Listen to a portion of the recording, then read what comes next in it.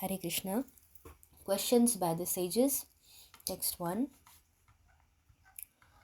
Om Namo Bhagavate Vasudevaya Janmadi Asya Yato Nyayad Itarasth Charthdeshu Abhijana Swarat Tene Brahma Hridaya Adi Kavai Muyanti Yat Surayaha Tejo Vari Mardam Yatha Vinimayo Yatraha Trisargo Amrisha Dhamna Seva Sada Nirastah Kuhakam Satyam Param Dhimahi.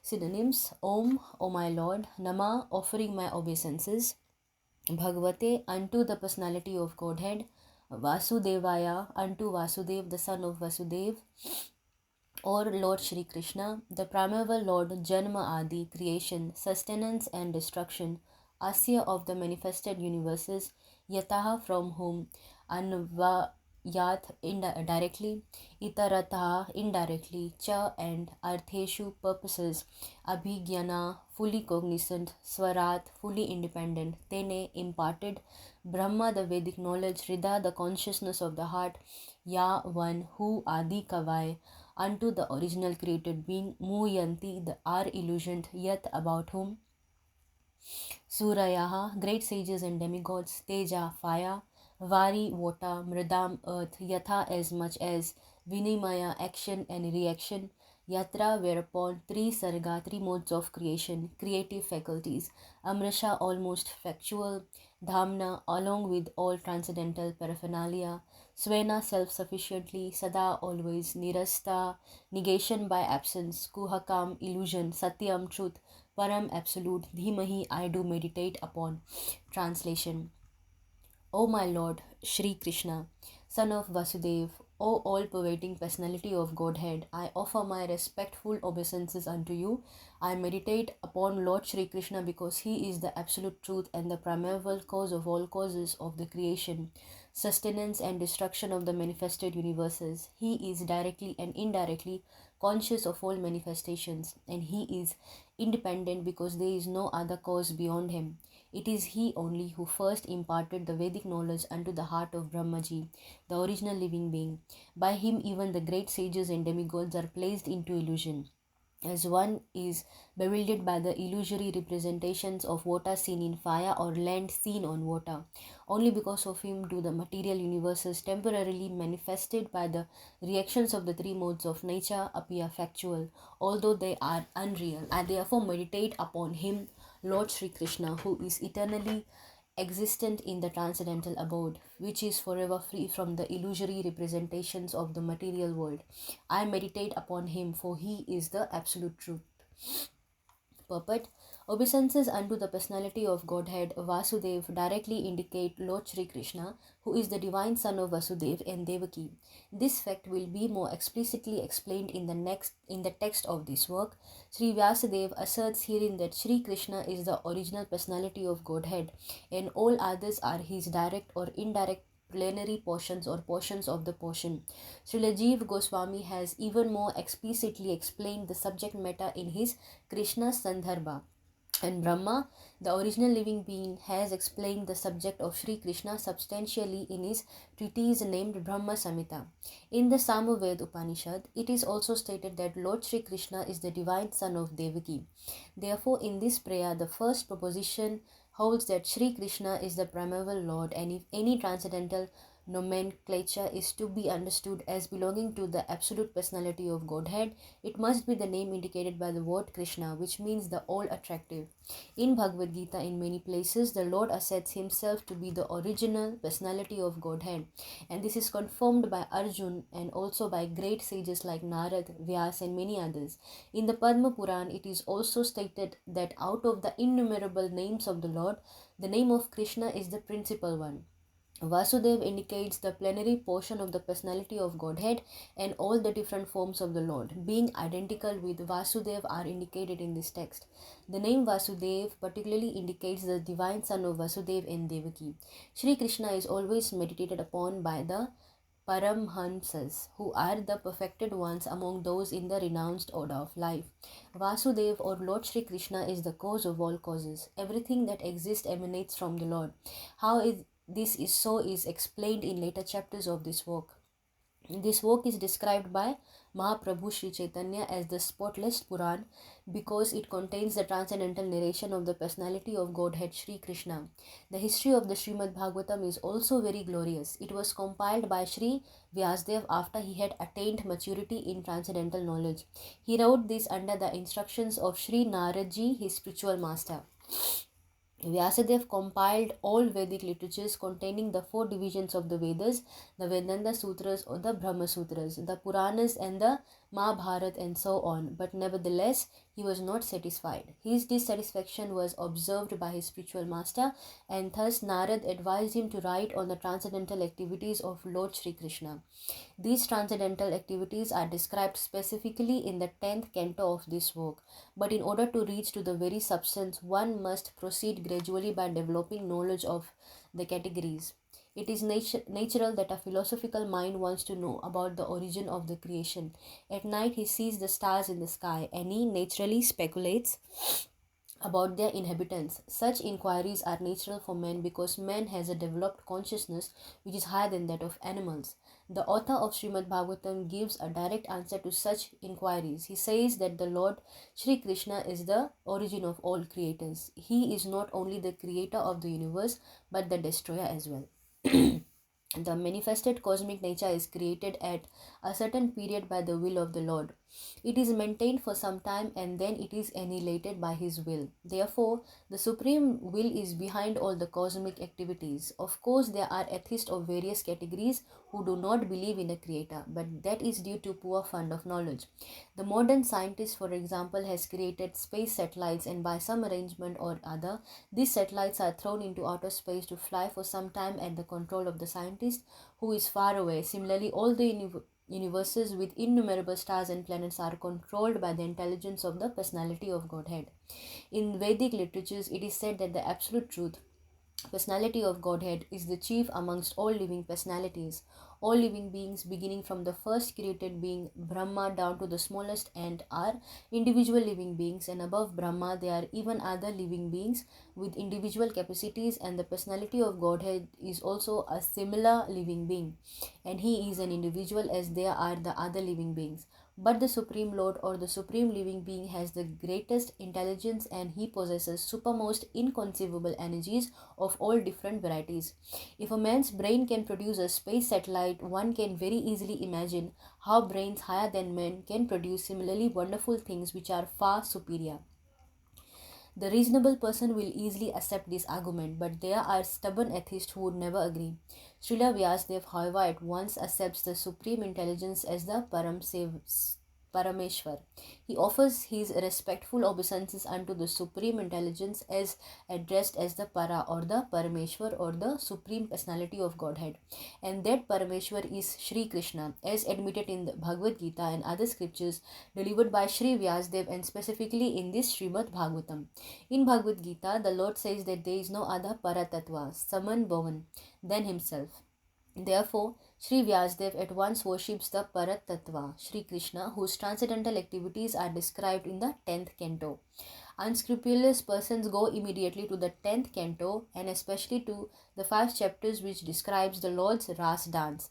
This portion of Srimad Bhagavatam is the most confidential part of this great literature. Unless one is thoroughly accomplished in the transcendental knowledge of the Lord, one is sure to misunderstand the Lord's worshipable transcendental pastimes called Ras dance and his love affairs with the gopis. This subject matter is highly spiritual and only the liberated persons who have gradually attained to the stage of Paramhamsa can transcendentally relish the Ras dance. Srila Vyasadeva therefore gives the reader the chance to gradually develop spiritual realization before actually relishing the essence of the pastimes of the Lord. Therefore, he purposely invokes a Gayatri mantra, Dhimahi. This Gayatri mantra is meant for spiritually advanced people. When one is successful in chanting the Gayatri mantra, he can enter into the transcendental position of the Lord. One must therefore acquire Brahmanical qualities or be perfectly situated in the quality of goodness in order to chant the Gayatri mantra successfully and then attain to the stage of transcendentally realizing the Lord, His name, His fame, His qualities, and so on. Shrimad Bhagavatam is the narration of the Swarup of the Lord manifested by his internal potency, and this potency is distinguished from the external potency which has manifested the cosmic world, which is within our experience. Srila Vyasdev makes a clear distinction between the two in this shlok. Srila Vyasdev says herein that the manifested internal potency is real, whereas the external manifested energy in the form of material existence is only temporary and illusory, like the mirage in the desert. In the desert mirage, there is no actual water. There is only the appearance of water. Real water is somewhere else. The manifested cosmic creation appears as reality, but reality of which this is but a shadow, is in the spiritual world. Absolute truth is in the spiritual sky, not the material sky. In the material sky, everything is relative truth. That is to say, one truth depends on something else. This cosmic creation results from interaction of the three modes of nature, and the temporary manifestations are so created as to present an illusion of reality to the bewildered mind of the conditioned soul, who appears in so many species of life, including the higher demigods like Brahma, Indra, Chandra, and so on. In actuality, there is no reality in the manifested world. There appears to be reality, however, because of the true reality which exists in the spiritual world, where the personality of Godhead eternally exists with his transcendental paraphernalia. The chief engineer of a complicated construction does not personally take part in the construction, but he knows every nook and corner because everything is done under his direction. He knows everything about the construction, both directly and indirectly. Similarly, the personality of Godhead, who is the supreme engineer of this cosmic creation, knows every nook and corner, although affairs are being carried out by demigods. Beginning from Brahma down to the insignificant end, no one is independent in the material creation. The hand of the Lord is seen everywhere. All material elements as well as all spiritual sparks emanate from him only. And whatever is created in this material world is but the interaction of two energies, the material and the spiritual, which emanate from the absolute truth, the personality of Godhead, Shri Krishna. A chemist can manufacture water in the chemical laboratory by mixing hydrogen and oxygen, but in reality, the living entity works in the laboratory under the direction of the Supreme Lord, and the materials with which he works are also supplied by the Lord. The Lord knows everything directly and indirectly, and he is cognizant of all minute details, and he is fully independent. He is compared to a mine of gold, and the cosmic creations in so many different forms are compared to objects made from gold, such as gold rings, necklaces, and so on. The gold ring and the gold necklace are qualitatively one with the gold in the mine, but quantitatively the gold in the mine is different. And therefore, the absolute truth is simultaneously one and different. Nothing is absolutely equal with the absolute truth, but at the same time, nothing is independent of the absolute truth. Conditioned souls, beginning from Brahma, who engineers the entire universe, down to the insignificant ant, are all creating, but none of them are independent of the Supreme Lord. The materialist wrongly thinks that there is no creator other than his own self. This is called Maya or illusion. Because of his poor fund of knowledge, the materialist cannot see beyond the purview of his imperfect senses, and thus he thinks that matter automatically takes its own shape without the aid of a superior intelligence.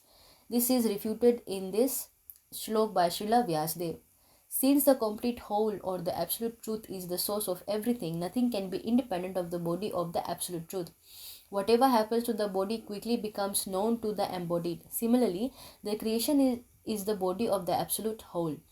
Therefore, the Absolute knows everything directly and indirectly that happens in the creation. In the Shruti mantra, it is also stated that the Absolute Whole or Brahman is the ultimate source of everything. Everything emanates from him and everything is maintained by him. And at the end, everything enters into him. That is the law of nature. In the Smriti's mantra, the same is confirmed. It is said that the source from which everything emanates at the beginning of Brahma's millennium and the reservoir to which everything ultimately enters is the absolute truth or Brahman. Material scientists take it for granted that the ultimate source of the planetary system is the sun, but they are unable to explain the source of the sun.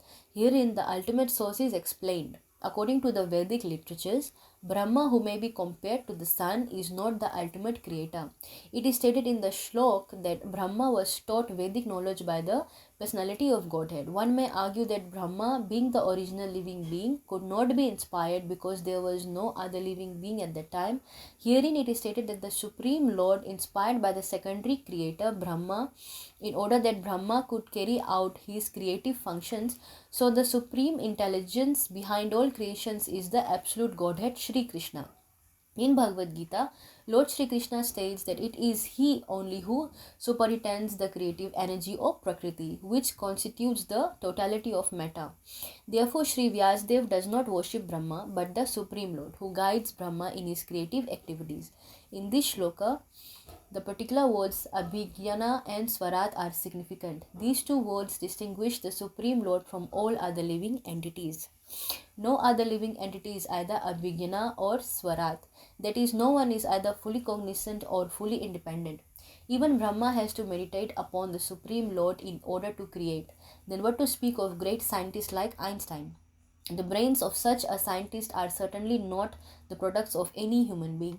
Scientists cannot manufacture such a brain, and what to speak of foolish atheists who defy the authority of the Lord. Even Mayavadi impersonalists who flatter themselves that they can become one with the Lord are neither Abhigyan or Swarat. Such impersonalists undergo severe austerities to acquire knowledge to become one with the Lord. But ultimately they become dependent on some rich disciple who supplies them with money to build monasteries and temples. Atheists like Ravan or Hiranyakashipu had to undergo severe penances before they could flout the authority of the Lord. But ultimately they were rendered helpless and could not save themselves when the Lord appeared before them as cruel death. This is also the case with the modern atheists who also dare to flout the authority of the Lord. Such atheists will be dealt with similarly, for history repeats itself. Whenever men neglect the authority of the Lord, nature and her laws are there to penalize them. This is confirmed in the Bhagavad Gita in the well-known verse Yada Yada Hi Dharmasya Glanir Bhavati Bhavarta. Whenever there is a decline of dharma and the rise of adharma, O Arjun, then I incarnate myself. That the Supreme Lord is all perfect is confirmed in all Shruti mantras. It is said in the Shruti mantras that the all-perfect Lord threw a glance over matter and thus created all living beings. The living beings are parts and parcels of the Lord, and He impregnates the vast material creation with seeds of spiritual sparks, and thus the creative energies are set in motion to enact so many wonderful creations.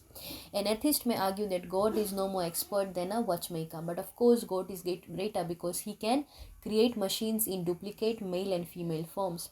The male and female forms of different types of machineries go on producing innumerable similar machines without God's for the attention. If a man could manufacture such a set of machines that could produce other machines without his hesitation, then he could approach the intelligence of God. But that is not possible, for each machine has to be handled individually. Therefore, no one can create as well as God. Another name for God is Asamorudva, which means that no one is equal to or greater than Him. Param Satyam, or the Supreme Truth, is He who has no equal or superior. This is confirmed in the Shruti mantras. It is said that before the creation of the material universes, there existed the Lord only, who is master of everyone. That Lord instructed Brahma in Vedic knowledge. That Lord has to be obeyed in all respects. Therefore, who wants to get rid of the material entanglement must surrender unto Him. This is also confirmed in Bhagavad Gita. Unless one surrenders unto the lotus feet of the Supreme Lord, it is certain that he will be bewildered. When an intelligent man surrenders unto the lotus feet of Krishna and knows completely that Krishna is the cause of all causes, as confirmed in the Bhagavad Gita, then only can such an intelligent man become a Mahatma or a great soul. But such a great soul is rarely seen. Only the Mahatmas can understand that the Supreme Lord is the primeval cause of all creations. He is Parama or ultimate truth because all other truths are relative to Him. He is omniscient. For Him there is no illusion. Some Mayavadi scholars argue that Shrimadh Bhagavatam was not compiled by Sri Vyasadeva, and some of them suggest that this book is a modern creation written by someone named Vopadeva. In order to refute such meaningless arguments, Srila Sridhar Swami points out that there is a reference to the Bhagavatam in many of the oldest Puranas. This first shloka of the Bhagavat begins with the Gayatri Mantra. There is reference to this in the Matsya Puran, which is the oldest Puran. In that Puran, it is said that with reference to the Gayatri Mantra in the Bhagavatam, there are many narrations of spiritual instructions beginning with the Gayatri Mantra. And there is the history of Vritasur. Anyone who makes a gift of this great work on a full moon day attains to the highest perfection of life by returning to Godhead. Therefore, there is reference to the Bhagavatam in other Purans also, where it is clearly stated that this work was finished in 12 cantos, which include 18,000 shlokas. In the Padma Puran also, there is reference to the Bhagavatam in a conversation between Gautam and Maharaja Ambarisha. The king was advised therein to read regularly Shrimadh Bhagavatam if he desired liberation from material bondage. Under the circumstances, there is no doubt about the authority of the Bhagavatam. Within the past 500 years, many erudite scholars and acharyas like Jeev Goswami, Sanatan Goswami, and Vishwanath Chakravarti, Vallabhachari, and many other distinguished scholars, even after the time of Lord Chaitanya, made elaborate commentaries on the Bhagavatam, and the serious student would do well to attempt to go through them to better relish the transcendental messages. Srila Vishwanath Chakravarti Thakur specifically deals with the original pure sex psychology, Adiras, devoid of all mundane inebriety. The whole creation, material creation, is moving under the principle of sex life. In modern civilization, sex life is the focal point of all activities. Wherever one turns his face, he sees sex life predominant. Therefore, sex life is not unreal. Its reality is experienced in the spiritual world. The material sex life is but a perverted reflection of the original fact. The original fact is in the absolute truth, and thus the absolute truth cannot be impersonal. It is not possible to be impersonal and contain pure sex life. Consequently, the impersonalist philosophers have given direct impetus to the abominable mundane sex life because they have overstressed the impersonality of the ultimate truth. Consequently, man without information of the actual spiritual form of sex has accepted perverted material sex life as the all in all. There is a distinction between sex life in the deceased material condition and the spiritual sex life. This Srimad Bhagavatam will gradually elevate the unbiased reader to the highest perfectional stage of transcendence. It will enable him to transcend the three modes of material activities, fruitive actions, speculative philosophy, and worship of functional deities as inculcated in Vedic verses. Hare Krishna.